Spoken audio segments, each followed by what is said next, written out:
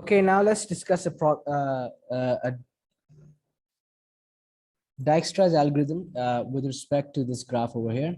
So as mentioned before, Dijkstra's algorithm is basically a method to find the shortest path to all nodes from a source node. In this case, if you check this graph out, as mentioned before, that this graph is having these vertices labeled as they have their names and these connecting edges. Now these are weighted edges. Now weighted edges can represent anything. In this case, it represents the time required for traveling from this node to this node. So when we want to find the say distance from A to B, A to D, we have various options, A, B, C, D, which cost of 90, 40, 10, another 40, we cost 90. And if we have another path, A, B, F, E, D, it results in 80. And A, F, E, D results in 85. Now, these different values can be totaled to find the destination from source A to the destination D. And obviously, the path from A, B, F, E, D is the shortest path, which results in a total traveling time of 80 minutes. The rest are higher values to reach D. Now, apparently, if we have only, say, 6 nodes, this process can be carried out to find out the shortest path. But if we have 100 nodes to do it, then this process can be very time consuming. So one method is the Dijkstra's algorithm, in which with Dijkstra's algorithm, we can simply identify a source. In this case, we're going to be use A, and we can identify the cost to traveling all other nodes.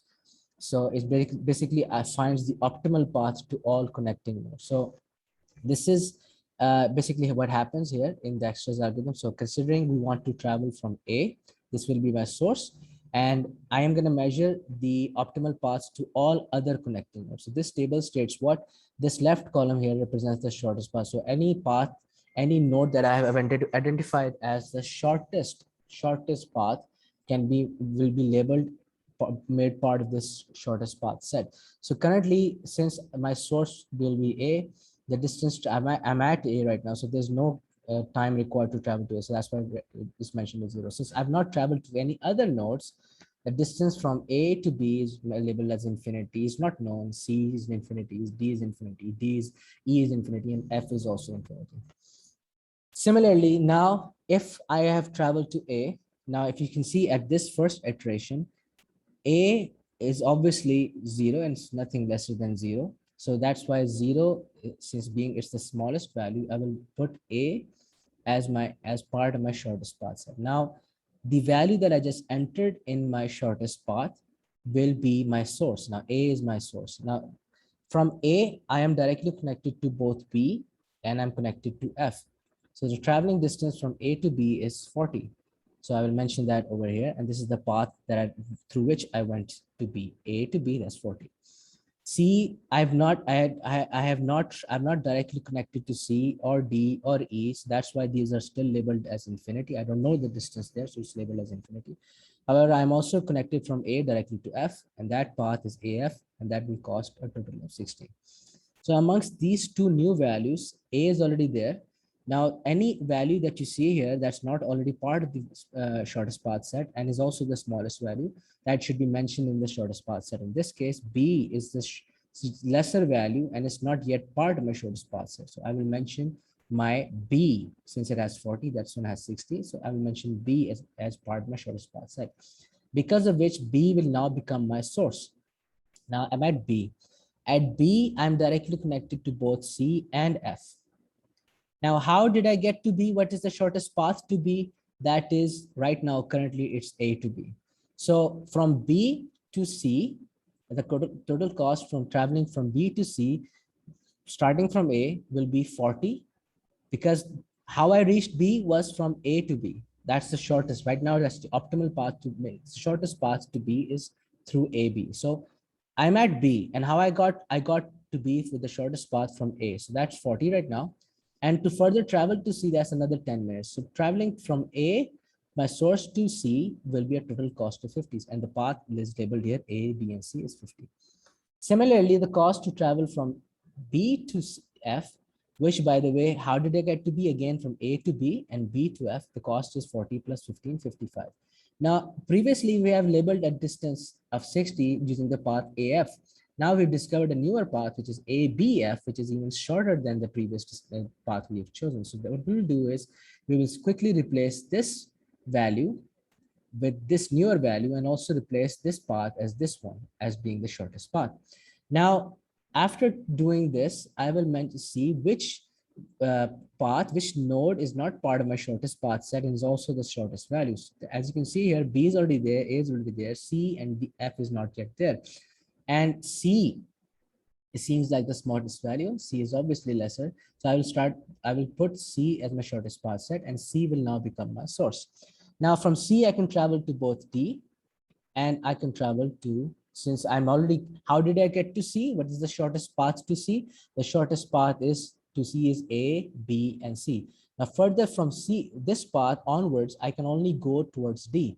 So the cost of traveling from C to D is 40, coupled with the previous distance I have traveled to get to C, which is 40 plus 10, another 40. So that's a total of 90.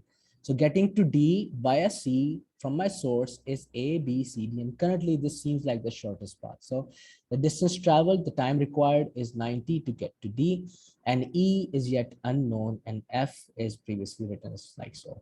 Now, after putting this entry here, as you can see, I have mentioned A, B, and C as my shortest path set. I'm left with two nodes which are not yet part of my shortest path set. I have to select which is the shortest value. In this case, that would be F, and F will become part of my shortest path set. So now my source is F, and the shortest path yet to reach F is ABF. So now my shortest path will become F.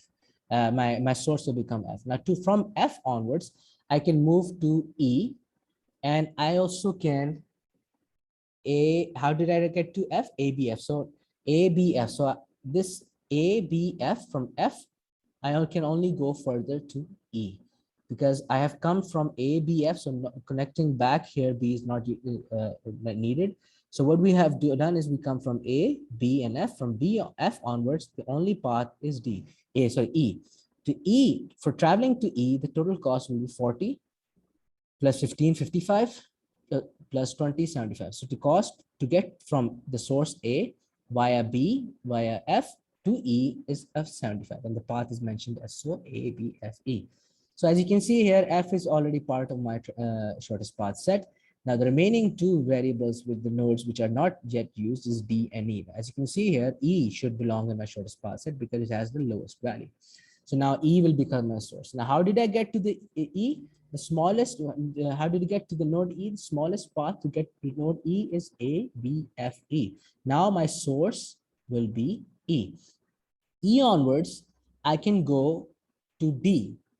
Traveling from A, B, F, E, since I visited all these nodes, from E onwards, I can directly travel to D. So getting to E cost me around 75. And from 75, another 5 will reach D. Now, as you can see here, there was another path to travel from the source A to D via A, B, C, D, resulting in 90.